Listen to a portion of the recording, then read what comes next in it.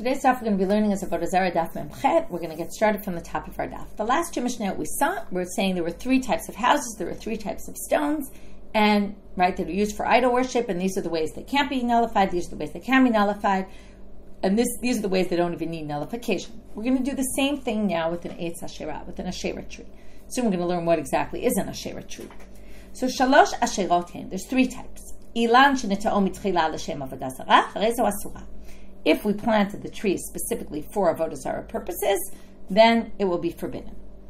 Gid'o upislo l'shem Avodah Zarah v'echlif. No telma shechlif. Same like all the other cases. If you trimmed the tree or cut, right? Gid'o sounds like you chopped off a part, and pislo is you trimmed it, like you made it nice and did nice landscaping there. But you did it in order for it to grow more for the Avodah Zarah, and then you can worship it. And then hichlif, and then it grew more. No telma shechlif. If you cut off the part that grew from the moment that you said it was going to be for idol worship, then it's nullified. And me, just like the plastering and taking off the plastering. If you put up an idol underneath and then removed it, meaning it was just temporary, just like we put the idol in the house or we put the idol on the stone and then moved it, you don't even need to nullify it. Which sounds like, though, if you put this as a place where you in a permanent way worshipped idols underneath, then the tree would be forbidden. We're going to come back to this idea in the next Mishnah. Amrei debei Rabbi Yana. We're going to have two parts of the Gemara on this Mishnah. In the house of Rabbi Yana, they said, this middle case, where if it grows and then you cut it off and it goes back to its original state, that's if you either sent a shoot, like replanted one of the shoots for coming out of the tree, or you did grafting in the tree itself, then what grows from it will be forbidden. Now, Gemara is going to say that doesn't make any sense. It says you don't have to start grafting or havracha to do this shoot into the ground. Even just trimming, pruning it, is enough to forbid it, forbid the growth. Again,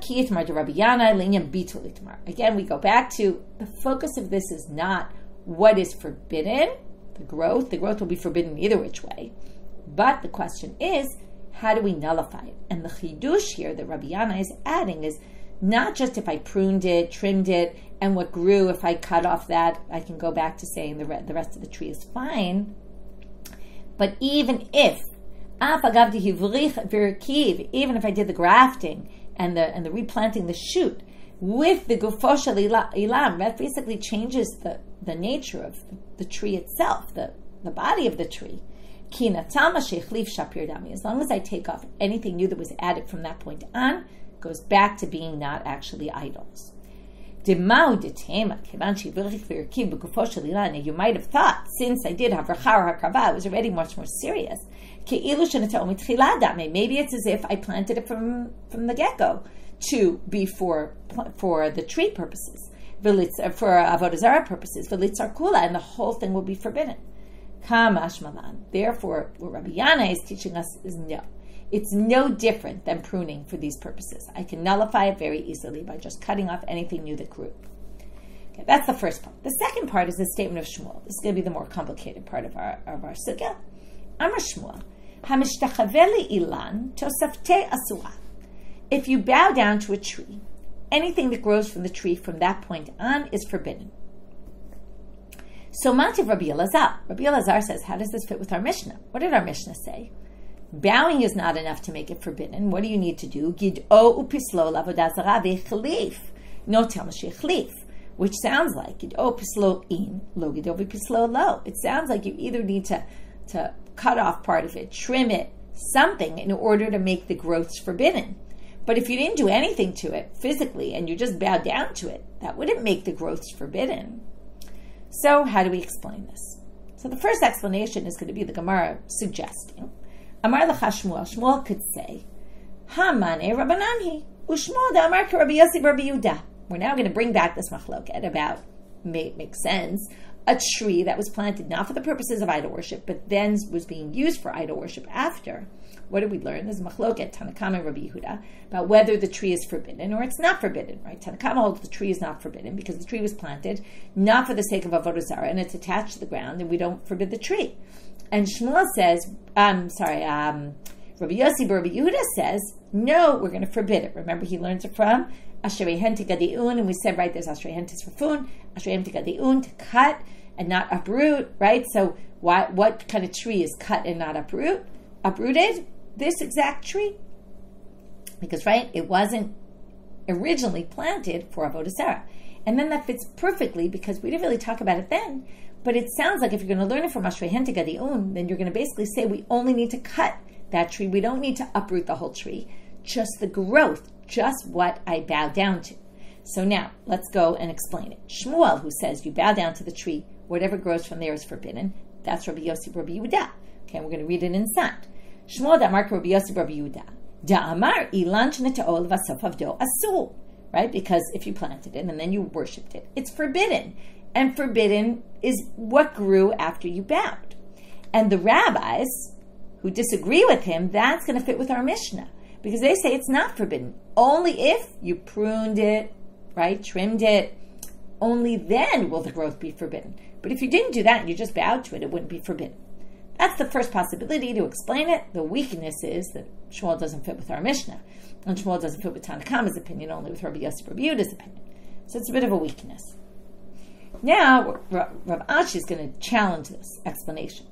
Makivla Rav Ashi, and based on his challenge, is going to basically assume that we have a different understanding of the machlok of Rabbi Yossi Rabbi Yehuda and the rabbis. Mimayda Rabbi Yossi Rabbi Yehuda v'Rabbanan v'Tosefet pli. The way you just explained it is that their whole debate is about the additional part, okay? And that, right, it sounds like their machloket is, how do we treat the additional part? Rabbi Yossi Rabbi Yehuda says the additional growth is forbidden. That's Shmuel, right? Shmuel fits with that. And the rabbis think the additional part is not forbidden only if you did pruning or something like that. But that's not what they were talking about there. But he says, Dilma tosefet l'divrei hakol asur, u'b'yikaro pligi. Maybe everyone agrees that the additional part is forbidden. Maybe even Tanakama think that whatever growth there is after you bow down, of course that's going to be forbidden. What don't they forbid? The base of the tree itself. Because the rabbis say it's attached to the ground and it was planted for the right reasons. So anything that was until I turned it into an idol isn't forbidden. It's only what grew once I turned it into an idol, once I bowed down to it. So that's what we're going to say. Dilma tosefet l'divrei hakol asur, b'karo pligi. To Rabbi Yossi, Rabbi Yehuda savar ikaro nami asur. Rabbi Yossi, Rabbi Yehuda says the trunk, right, the base of the tree, the trunk, everything that was there before, is also forbidden. Why? Dichtiv. Now pay attention to what they're going to say because it's the opposite of what we said earlier. Dichtiv ashrehen tisrefun be'esh. Because it says we have to burn their Asherah, burn it completely, and he claims that pasuk. Now it's not what we said before, but let's just ignore what we said earlier. He says that pasuk is coming to talk about a tree that was planted for the right reasons, later became an idol, still has to be completely burnt. For Rabbanan Savre, Ikar Ilan Share, Dichtiv Va'ashrehen Tigadiun. Ezu Ilan Shigiduo Asur V'Karo Share, Habe Omer, Ze Ilan Shnita'o Levasof Avado. Now I just want to point out, these are words that in Daf Mem Hey were in the mouth of Rabbi Yossi Rabbi Yehuda, not in the mouth of the rabbis. Okay, we're going to get back to that in a minute. But right now, we're going to say, Ashrehen Tigadiun, according to the rabbis, is coming to say, well, what tree is cut? The tree that's cut is the one that was originally planted for good purposes and then became an idol, and that's why we only have to cut it. Meaning we only have to cut the tosefet off. Even the rabbis agree with that because of that pasuk. Okay? And that must be our tree. And the part they disagree about is the part about the bottom part. That, Rabbi Yossi Rabbi Yehuda says you have to completely get rid of this tree because someone worshipped it. The whole tree is a problem. And the rabbis say, no, just the growth. Okay? And then, they're both going to fit with our Mishnah. Because our Mishnah is talking about growth, and they both forbid growth. Okay, well, the truth is we're going to have to figure out our Mishnah. Our Mishnah is a little tricky. So our Mishnah says growth specifically when what I wanted to say, what I meant to say is they both fit with Shmuel. Shmuel can go according to both opinions because someone who bows down to a tree, the Tosefet, is forbidden. Later, we're going to have to get back to the Mishnah. So hold off for a minute on that. Now, I just want to remind you what we did on Daf Mem Hey, though. we had a whole ping pong back and forth between Rabbi Yossi, Rabbi Yehuda, and the rabbis, and we kept saying, "What does this one do with this pasuk? That one do with that pasuk?" If you remember, and I keep mentioning this, but now I'm going to say it straight on. Rabbi Yossi, Rabbi Yehuda, in the end, they proved it. Now, it wasn't Rabbi Yossi, Rabbi Yehuda, and the rabbis talking. It was the Gemara trying to put words in their mouth. What would he do with that pasuk? What would he do with that pasuk? What would he do with that pasuk? Okay, remember that. That's important. So, when they were doing that ping pong back and forth, what we said was that Rabbi Yossi, Rabbi Yehuda's explanation must be, it says Tisrafun and it says Tigadiun. This must be talking about two different types of trees. Tisrafun is the one that was planted originally for Avodah Zarah, and Tigadiun is the one that was planted for the right reasons and only later became an idol. And that kind of supports the first reading, which is you only have to cut off the top part according to Rabbi Yossi, Rabbi Yehuda. And the rabbis don't even think you need to. Okay? But what did we say the rabbis did with that pasuk? They did something else entirely. They said that teaches you that when we get into the land, you have to just cut the trees, the ones that we use for idol worship, that were planted for idol worship. Then you conquer the land, and only after that you destroy them completely. And that's the Tigadeun and Tisrafun. Different stages. So now the Gemara says, or Rav Ashi says, if you don't like my explanation and you're going to complain because it doesn't fit with what we talked about earlier, the fact that they don't explain Rabbi Yossi, Rabbi Yehuda, and the rabbis the way I just did, they use the psukim opposite, right? And ipuch Rabbanan le Rabbi Yossi, Rabbi Yehuda, ud Rabbi Yossi, Rabbi Yehuda le Rabbanan. Just flip what we said in the ping pong, say that each one understands the psukim the opposite way. And that actually the Tigadiun is the proof pasuk of the rabbis and not the proof pasuk of Rabbi Yossi, Rabbi Yehuda. And the reason why I wanted to point out before this was just the Stam Gemara, putting words in their mouths, and that's why we could just switch it. Say, maybe they were wrong about which pasuk goes with who. Okay, so that's not a crazy answer. However, this doesn't get a fit with our Mishnah at all now, because in King Gid'o Pislo Man Katanela. Who holds Gid'o Pislo like our Mishnah? Our Mishnah says Gid'o Pislo, the Tosefet is forbidden. Lo Rabbanan, lo Rabbi Yossi, Rabbi Yehuda. That doesn't match each opinion. Why? Rabbanan, if you say it's the rabbi's position, who thinks the Tosefet is forbidden anyway, below Gid'o Pislo Nami Tosefet Asura. You don't need to prune it in order for the Tosefet. All you do is bow down, and already, right, without doing any action whatsoever, any additional thing that grows after that, even the rabbis agree is forbidden. And Rabbi Yossi, Rabbi Yehuda, if you're going to say it's Rabbi Yossi, Rabbi Yehuda, well, for sure not, because Ikar Ilanami Asur, it's not even the Tosefet. The whole tree is forbidden. Whether Gid'o Pislo, whether not Gid'o Pislo. So why would you say Gid'o Pislo, the Tosefet? The whole thing is forbidden. So now we're stuck. Rav Ashi doesn't really fit. His explanations don't have either one fitting with the Mishnah. But we're not so stuck, because now we're going to explain it both ways possibly. Okay, we can explain our Mishnah through Rav Ashi's eyes, through his explanation, both according to Rabbi Yossi, Rabbi Yehuda, and according to the rabbis. You can explain it this way, you can explain it that way. We're going to have an ABBA, right? This you could do like the rabbis, you could do like Rabbi Yossi, Rabbi Yehuda. Now we're going to have the explanation for Rabbi Yossi, Rabbi Yehuda, and then we'll go back to the explanation for the rabbis. Rabbi Yossi, Rabbi Yehuda, Rabbi Yossi, Rabbi Yehuda, below Gid'o Pislo, Ikar Ilan Asr. Without Gid'o Pislo, the whole tree is forbidden. That's Rabbi Yossi, Rabbi Yehuda, according to this explanation, right? Because their whole debate is about the tree itself.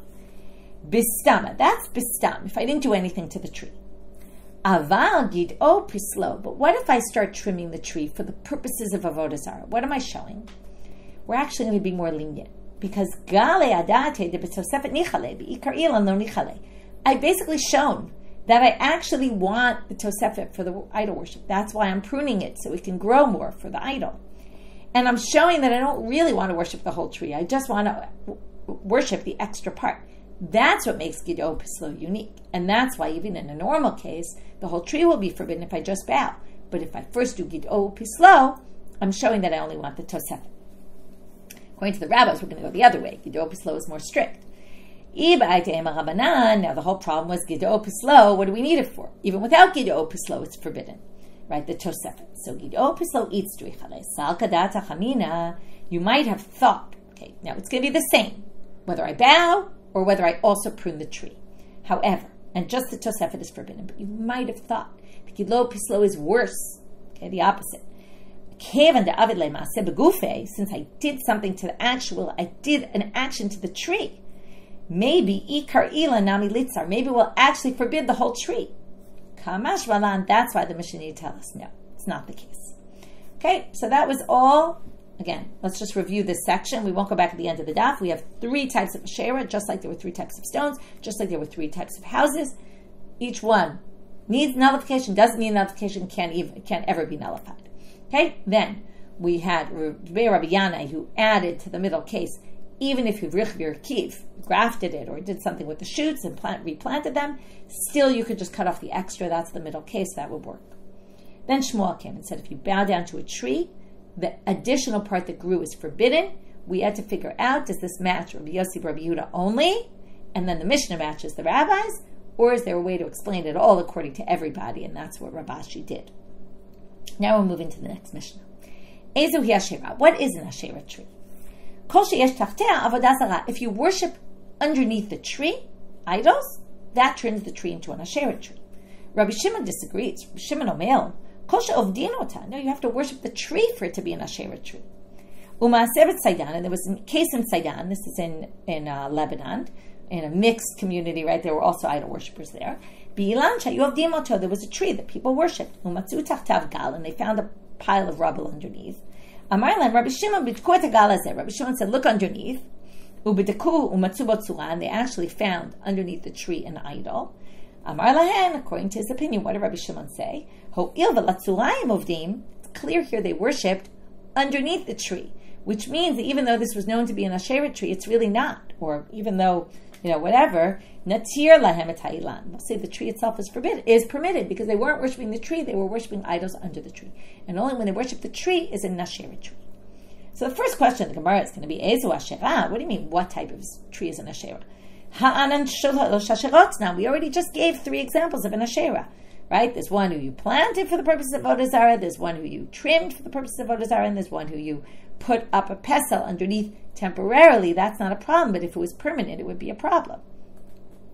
So, and notice that, by the way, disagrees with Rabbi Shimon, because Rabbi Shimon says if you put it underneath the tree itself is not Avodah Zarah. So they say hachi kamar. What it really meant to say is like this. Shtayim, this Mishnah is responding to the previous. Shtayim, 2 of those ones you mentioned, l'divrei hakol. Everybody agrees. A tree that you worship and a tree that you pruned in order to worship the growth. That's for sure forbidden. Ve'echad, the last one, is machloket to Rabbi Shimon v'Rabbanan, because Rabbi Shimon won't think that that's an Asherah. Ezu hi Asherah, and read it like this. What is the Asherah shenechleku ba Rabbi Shimon v'chachamim? That's how our Mishnah reads. What's the Asherah that they disagreed about? Kol sheyesh tachtea avodah zarah. Rabbi Shimon omer, kol she'ovdin ota. Okay, and then they have this debate. Is it that they worship Avodah Zarah underneath, or should they worship the tree? Ezu hi Asherah stam. Now we're going to ask, what is a sign of an Asherah tree? How do you know? If you get to a place, how would you know that there's Asherah there? So I'm a Rav. Kol shekomarim yoshvim tachtea. If you have these komar, right, priests or something, we're sitting under the tree. Ve'ein toamim mipiroteh. It's like a beautiful fruit-laden tree, and they're not touching the fruits. Must be because they view it as a consecrated tree, right? They view it as an idol. They won't eat the fruits. Shmuel Amar, he adds, Afilu Amri, Hane Tamri, Lebei Nitzver Fe Asr, Derami Beshicher Vashate Lebi Yamedam.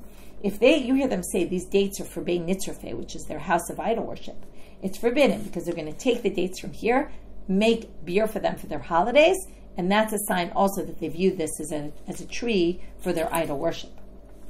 And Amar Meimar says, Amar Le Sabat Propedita, the elders of Propedita told me, Hilchita Kishmuel, the halacha is like Shmuel.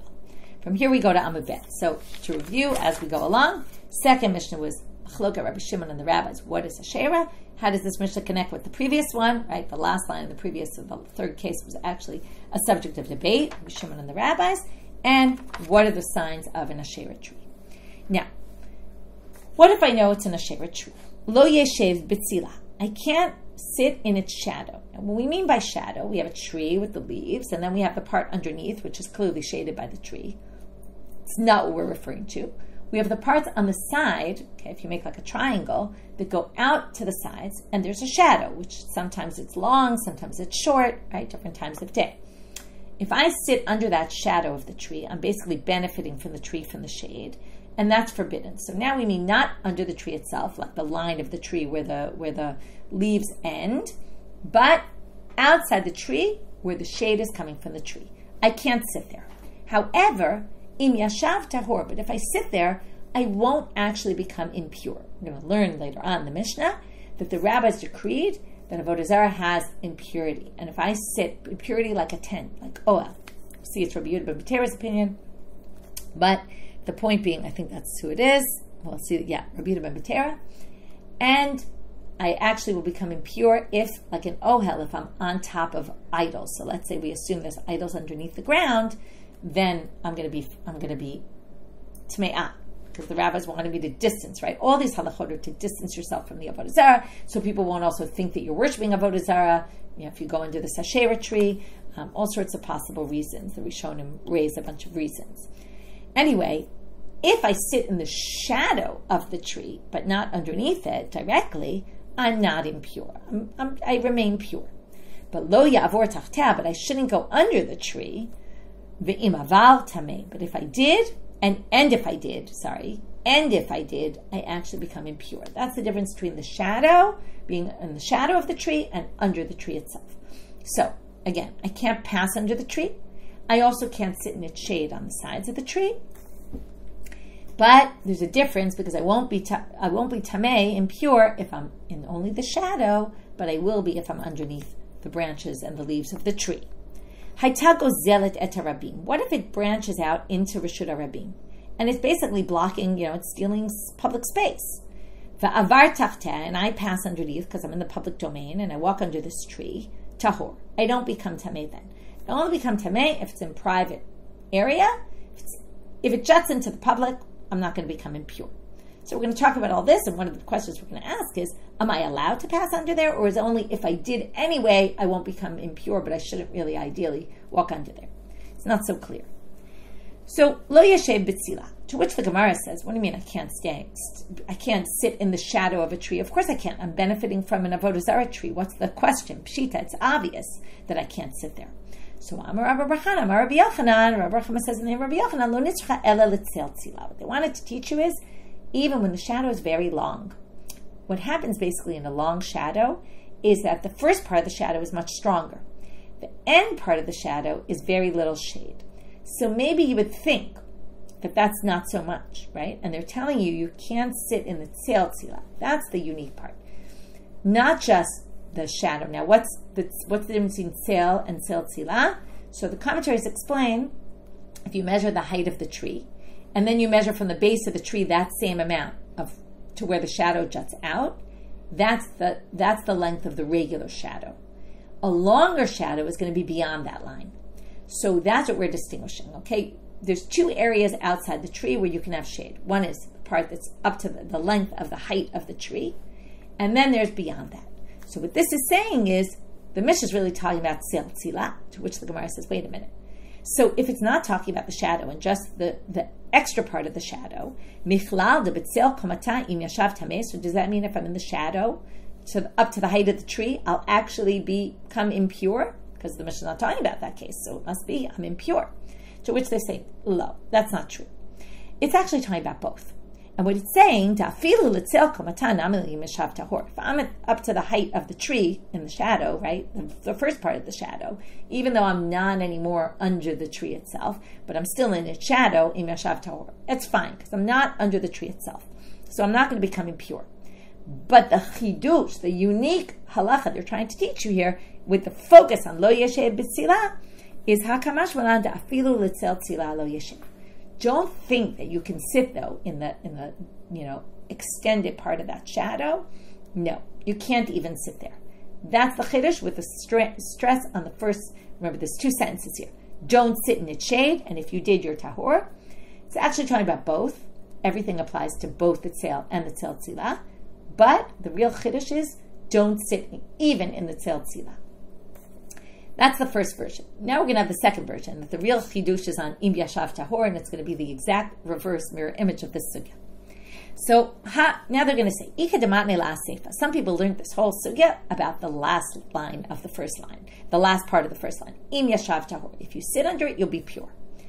Im yashav tahor pshita. Obviously, if you sit where the shadow is, you're pure. Who would think you would be impure? You're not even underneath the tree. Amar Rabbi Yochanan, Amar Rabbi Yochanan, comes Rabbi Yochanan. What does he say? Lo nitzcha ela l'tzel komatan. Now this time he says, oh no, it's needed to tell you if you're within the height of the tree in that part of the shadow where it's a strong shadow, you might have thought you become impure. Chiddush is you don't become impure. So now they're going to say the same thing now. Wait, If it's talking only about the shadow and not the extended part of the shadow, maybe michlal de l'tzel tzila afilu lechatchila yeshev. Maybe then it means if you're the extended part of the shadow, that's not even mentioned in this line. In which case, lo yeshev b'tzila is only in the tzel and only in the major part of the tzel, but not the extended part. And maybe you can actually sit there intentionally and say, hey, a nice place to sit. No, you definitely can't sit there either. But hakamash malam chidush is again focusing on what are they. Everything's included here, both sel shilam, both sides of the sentence. But what I really want to teach you was the end there.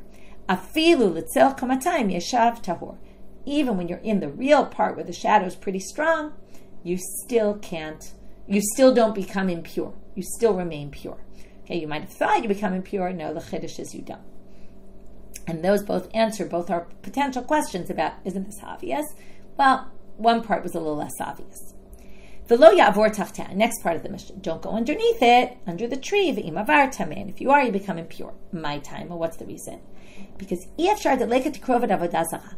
There's no way, if you're under an Asherah tree, there's no way, there's no something buried underneath there, there's not some idol somewhere there. And Mane, who, according to who is this? I mentioned already before, Rabbi Yehuda ben Betera. Tanya, as it says in a Braita, Rabbi Yehuda ben Betera Omel, Minayin l'tikrovet avodah zarah shemitama ba'oel. How do you know that a tikrovet for avodah zarah is, right, and that anything that was offered for avodah zarah carries impurity like a tent, so if I stand over it, I'll become impure just like a cemetery. Shenemar v'yitzamdu l'ba'al pa'or. This is when they worshipped idols in Bamidbar. Right after the Zimri Cosby incident, Vayochlu zivchei metim, and then they ate zivchei metim. This is in the Zimri Cosby incident. Sorry, not after. It was in it. And then they ate from zivchei metim. We've seen this pasuk a bunch of times. Ma meit metamei ba'ol after krovet avodah zarah metamei ba'ol. So now we say, why is it called them zivchei metim? Because it has the properties of a dead person, that it carries impurity. And this isn't a Torah law; it's the rabbis instituted this to keep us away from them. Haytago zelet et harabim. If your tree is jutting out into the public, next line in the Mishnah, va'avar tachteh tahor, and you pass underneath, you're impure. You remain pure. So now comes our question that I mentioned: Ibailu avar o ovel. Is it only if you passed underneath, but you shouldn't ideally, or you can actually pass underneath without a problem? Rabbi Yitzchak ben Elazar mishmei Chizkiah amar ovel. So Rabbi Yitzchak ben Elazar says in the name of Chizkiah, ovel. You can go under. L'chatchila, no problem. You see it there, go for it. There's nothing problematic about it. Rabbi Yochanan amar imafal. Rabbi Yochanan says, no, don't go under it. But if you did, you'll remain pure. V'lo pligi, and in fact, though, they really don't disagree. Hadi ikadirka achrina. If there's some other path to go, then ideally, don't walk under it. That's Rabbi Yochanan. Go some other way. If you happen to pass under it anyway, you'll remain pure. But if there's no other way to go, then Chizkiah is talking about that. You're allowed to go lechatchila because we don't make you, you got to get to somewhere. We're going to allow you to do that because it's in the public domain.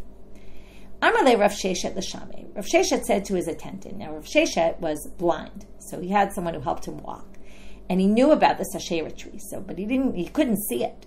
So he says to his attendant, Kimati lahatam arihitani. When we get there, please help me run. Okay, tell me, run now.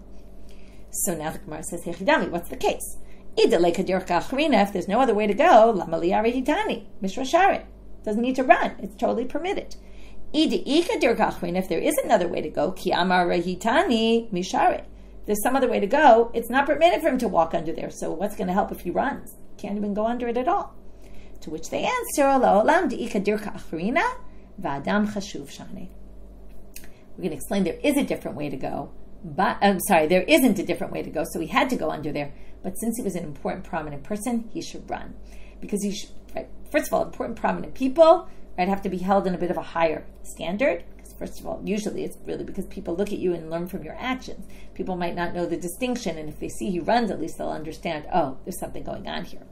And then they'll learn and they'll understand, and they won't misunderstand what he's doing. Okay, so this Mishnah, again, today we're reviewing as we go, is not to sit in the shadow of the tree, but if you do, you remain pure, but under the tree, you actually become impure. That's like impurity to the dead, and you shouldn't sit there, obviously. You should pass underneath there, okay? Besides sitting, you shouldn't even pass underneath. only if it's in the public domain, and then, depending on the situation, either ideally or not ideally, if you go under, at least you won't become impure, but right, if there is some other way to go, better not to choose that way. Okay, now we get to the last Mishnah for today. Zor'im tachteh yirakot b'yemorah gshamim, aval lo b'yemorah chama. If you have an Eitz Hashera, you can plant, we mentioned this Mishnah earlier, plant vegetables in the winter months, but not in the summer months, because in the summer months you're going to enjoy the shade. V'hachazirim, which is chazeret, okay, it's stalks of lettuce, type of lettuce, lo b'yemorah chama v'lo b'yemorah gshamim, you can't do it at all because they always enjoy the shade. Rabbi Yossi Omer, af lo yirakot b'yemorah gshamim, even not vegetables in the winter, even vegetables, it's a problem because mipnesha, even though they're not enjoying the shade at all, mipnesha neviyanu sheret alehem v'havalehen lezevel, because the leaves fall and it fertilizes the ground. So, and fertilizes your vegetables. So you can't plant underneath even in the winter when you're not benefiting from the shade, according to Rabbi Yossi, because of the fertilizing. Now this raises a big problem because the fertilizing, we already learned, is zev gorim, because right, we had it with the Zorah Ruach. If you remember, you scatter the idol and crush it up into pieces, scatter it into the wind, and then we have this whole machloket, but isn't it causing it to fertilize the ground or not? So, L'meimra, it sounds like Rabbi Yossi savar zev gorem asur, right? Rabbi Yossi forbids it. Sounds like zev gorem is forbidden, because what fertilizes? Well, the leaves are going to fertilize, but it's also going to be fertilized by the soil, by other things that fall upon it. Fertilizer is a mix of heter and isser. Because of that, it sounds like Rabbi Yossi says, we don't care that heter and isser is mixed in. Since there's isser in there, those leaves from the Asherah tree, it's forbidden. They're benefiting. V'Rabbanan amrei zev gorem mutar. And the rabbis, it sounds like they're saying zev gorem is permitted because they don't have the problem with the fertilizing here. What's the problem with this? Well, we actually learned the exact opposite in Daf Mem Gimel. Why? Well, Rabbi Yossi Omer, shochech v'zoreh l'roach o matil hayam. You can crush it up into pieces and scatter it into the wind, even though it's going to actually fertilize the soil. Zev gorem is permitted according to Rabbi Yossi. Amrulo, the rabbi said to him, what happened to the zevel? Afina sa zevel, shenemar lo yidbak biyadcham umam necherem. And you're benefiting from a little bit of Avodah Zarah, which is a problem.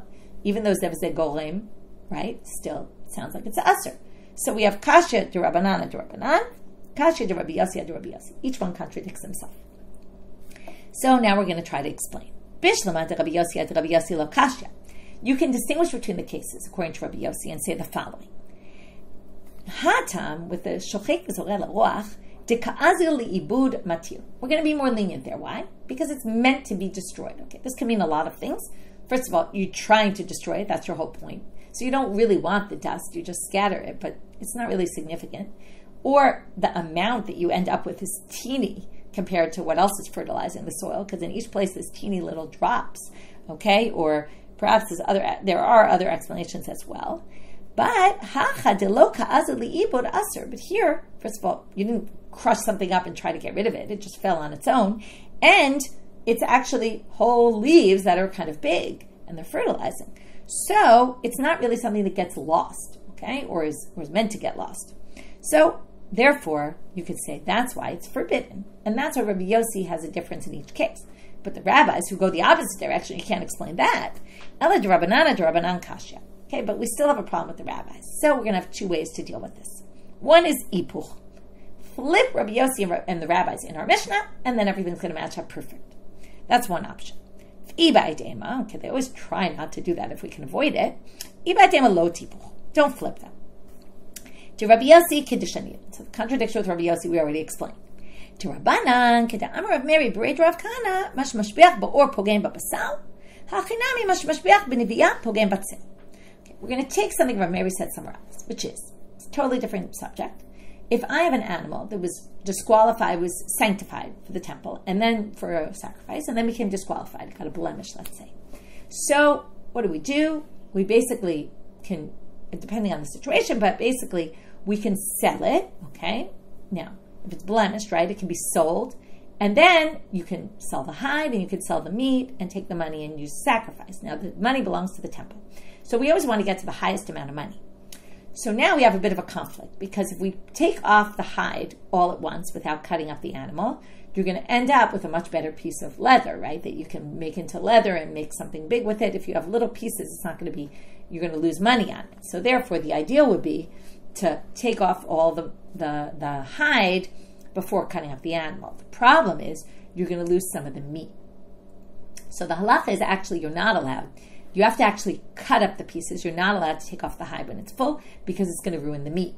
They say, but what about the fact that it ruins the hide by cutting it up? And so they say, well, what you gain by that, you lose by that. So even though you'll gain by having a better hide, you're going to lose it because the meat is ruined from that. Because the meat now ends up, right, when you pull off the whole thing at once, you're going to lose some of the meat. It's going to stick to the hide, and you're not going to be able to do anything with that. So basically, in the end, the benefit of one is going to outweigh the benefit of the other. Okay, and really the issue is bizayon kodashim. Okay, it's disgraceful to do this also to... There's an issue of bizayon kodashim, and that's basically ruining the meat. So we're going to go with the meat rather than the hide. So even though, okay, that's what we said, masha mashbiach ba'or, what you're gaining for the or is actually pogein babasal. So in the end, there's no real gain by doing it in that way, by taking off the skin while it's whole. But hachanami, so the same thing here. Now, while on the one hand, it's fertilizing and benefiting the fertilization, and that's what Rabbi Yossi is claiming, benefiting the soil, but your vegetables. But in the end, your vegetables are being ruined by the dropping of the leaves, because now there's no shade. So you're basically, right, gaining something, losing something else. So that's how we can explain the rabbis. So we had two ways to resolve this contradiction. But now we have another question. According to this last explanation, we're going to keep Rabbi Yossi where we thought he was, which is Zevazeh Gorim. Asur, okay, is forbidden.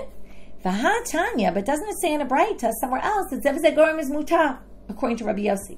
Let's see. We'll just start this today.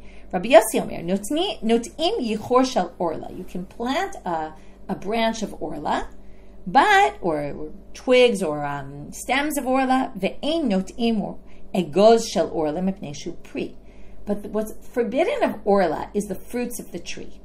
Right? This is the first 3 years. You're not allowed to benefit from the fruits. But all the other parts of the tree are not edible. You can benefit from them. So you can replant a yichor of Orla, but you can't replant a nut of Orla. However, Amar Rav Yudah Amar Rav, Modeh Rabbi Yossi, Rabbi Yossi agrees though, She'im nata v'yivrich v'yirkiv mutar. If you planted the nut and grafted it, or did this shoot thing, replanting one of the shoots with it, then it's Zevazeh Gorim and it'll be permitted. Okay, because you have Heter and Isser together. So here it sounds like he's saying Zevazeh Gorim is permitted. So we have to deal with that, and we're going to get back to that tomorrow.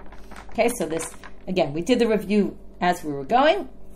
Now just review the last one. We talked about this machloket, Rabbi Yossi and the rabbis, and how their positions seem to be the opposite in a different sugya that we saw recently, and how do we reconcile that contradiction. With that, we finish for today. Wishing everyone a good day.